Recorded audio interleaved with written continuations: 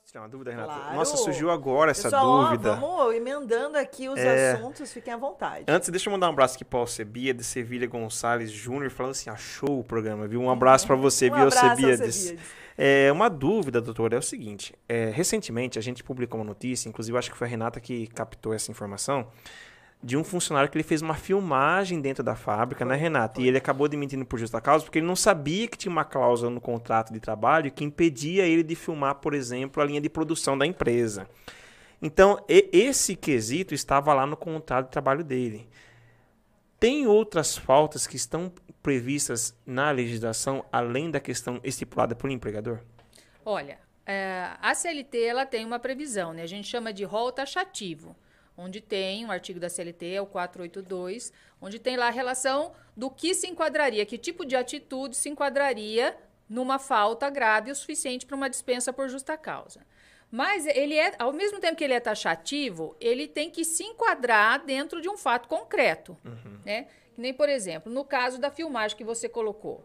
Ela pode se tornar justa causa desde que ela esteja expressamente prevista a sua proibição. Aí o que o empregado vai estar fazendo? O problema não é a filmagem em si, né? O problema é a desobediência à ordem do contrato de trabalho dele, certo? Isso é insubordinação, é uma das causas que levam à justa causa.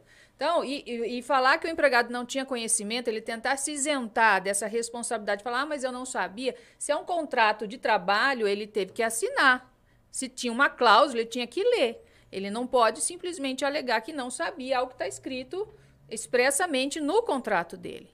Tem outras situações também que às vezes estão previstas num regimento interno, né, num regramento da empresa.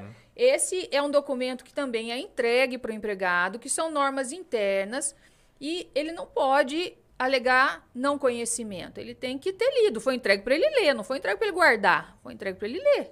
Né? Então, ele tem que obedecer aquelas regras. Doutora, e eu me lembro dessa situação perfeitamente, Denis, porque foi uma situação que foi julgada pelo TST recentemente. Isso. Porque foi numa empresa, né, no Rio Grande do Sul, fazia parte do regulamento da empresa. E para os funcionários, né, serem contratados, eles precisam ter ciência do regulamento e eles assinam o regulamento. Sim. E aí o empregado tentou, né, em todas as instâncias, retirar a questão da justa causa e não conseguiu justamente porque a empresa apresentou o regulamento que foi assinado por ele. Sim. Então, as empresas que têm o regulamento, elas obrigatoriamente na mesmo ato da assinatura do contrato de trabalho, elas entregam e pegam recibo dessa entrega do regulamento interno e de qualquer outra informação que ela queira passar e que tenha um cunho obrigatório de ser observado. Então, não dá para realmente o empregado chegar e falar, mas eu não sabia, né? Ele recebe individualmente, além do individual, um regulamento interno, por exemplo, além do individual que é dado para cada empregado quando ele é contratado, ele também, obrigatoriamente, é afixado em um lugar de circulação dos empregados. Então, tem um lugar lá onde eles se reúnem, que todo mundo passa, seja do lado do controle de ponto, alguma coisa assim, tem um regulamento interno lá. Né? Então, assim, não dá para falar, não sei, não vi, perdi o meu, enfim, não dá para falar isso. Queria voltar, Renata, Denis, doutora, a senhora comentou a respeito de falta grave, né? Que muitas vezes as pessoas, os trabalhadores, não conseguem classificar o que é uma falta grave de uma falta de natureza mais leve. A legislação que determina isso, a empresa também pode determinar falta leve, grave. Como que é feita a medição do que podemos considerar uma falta mais leve, uma falta mais grave? Como que o trabalhador pode identificar isso? E se a senhora pudesse também dizer alguns tipos de conduta, só para facilitar para o nosso telespectador, do que seria uma falta leve de uma falta grave? Essa pergunta é muito importante, porque realmente, como eu falei, a gente tem esse rol lá, né, taxativo, mas sem requisitos como a gente chama de proporcionalidade, né? Então, para você enquadrar uma justa causa, mesmo que esteja dentro daqueles requisitos, tem que haver proporcionalidade, razoabilidade e imediatidade. O que seria isso? São termos técnicos, né? Para o pessoal entender. A falta cometida, ela tem que ter proporção. Ela tem que ter uma proporção lesiva considerável. Tem que ser razoável aquela compreensão. Não adianta o empregador chegar e falar assim, mas Para mim, isso aí foi grave. Mas, no fato concreto, qual foi o prejuízo real? E a mesma coisa o empregado. Ele não pode falar, mas isso aí não foi nada. Não, você tem que levar isso para o caso concreto e mensurar. E a imediatidade, ou seja, uma falta para ela ser considerada grave, para poder ocorrer uma dispensa por justa causa, ela tem que ser apenada imediatamente. Não pode demorar depois de um ano a demissão. Não pode demorar nem depois de um mês, a não ser que esse período tenha ocorrido para que fosse apurada as circunstâncias em que aquela falta ocorreu. Mas, por exemplo, às vezes ocorre, o empregado faz algo de errado, consideravelmente errado, e o empregador, num primeiro momento, ele olha ali e fala, vou pensar o que eu vou fazer. Aí, no mês seguinte, ele vem, olha, sabe aquela coisa que você fez o mês passado? Eu vou punir você agora, porque agora é que eu tô com ranço de você. Não é assim que funciona. Não, eu vou te dar uma suspensão esse mês. É por conta daquilo lá que você fez mês. Isso não pode acontecer. Não vale, né? Não vale, né? Então, essa proporcionalidade, a razoabilidade e a imediatidade são muito importantes. E aí, por exemplo, você pediu um exemplo. Vamos supor, um funcionário, pensando aqui, um funcionário, ele é DJ e trabalha numa empresa de eventos. Tá? E ele foi escalado para um evento específico, era só ele que ia fazer o som naquele evento. No dia do evento, ele faltou. Ele faltou e no dia seguinte não tinha justificativa para aquela falta. Ele chegou e falou assim, eu fui descansar um pouquinho antes do horário de eu me arrumar para sair e eu dormi. E eu acordei só hoje. Isso não é uma justificativa. E aquela empresa de eventos teve um dano gigantesco, porque ela fez um evento que não teve música, não teve som. Né? Absurdo, terrível. Esse empregado, uma única falta dele, ele vai ser dispensado por justa causa, com certeza. Agora, pense no empregado, por exemplo, que tem uma função corriqueira. Vamos supor um ajudante geral.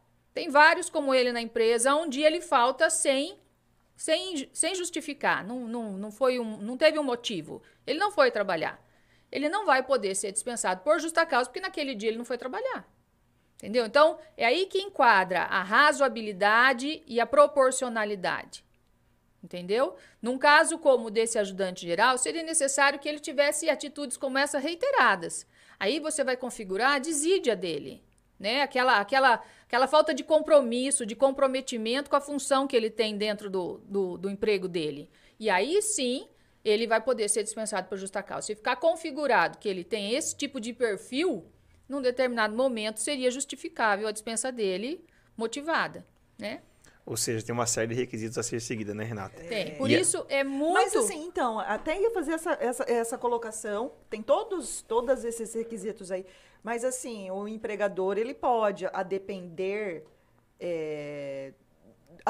da falta, a depender da irregularidade, ele tem que seguir uma escala de punição até chegar a justa, por exemplo, advertência verbal, suspensão, até chegar a justa causa, ou não, ele já tem ali claro para ele que ele pode, eu vou dar justa causa. Não, isso aqui eu vou dar uma advertência. Cabe ao empregador. É assim, essa é uma dúvida muito, muito frequente. Inclusive, as pessoas acham que obrigatoriamente tem essa escala, né? Primeiro uma advertência verbal, depois uma advertência escrita, depois uma suspensão, e aí, né? E às vezes aqui tem um funcionário que está lá cometendo faltas, que ele poderia já ter sido dispensado por justa causa, ele realmente está dando mau exemplo lá no ambiente de trabalho, ele não é um bom funcionário, ele comete faltas e às vezes o empregado fica lá esperando essa sequência para poder dispensá-lo por justa causa. E não é assim.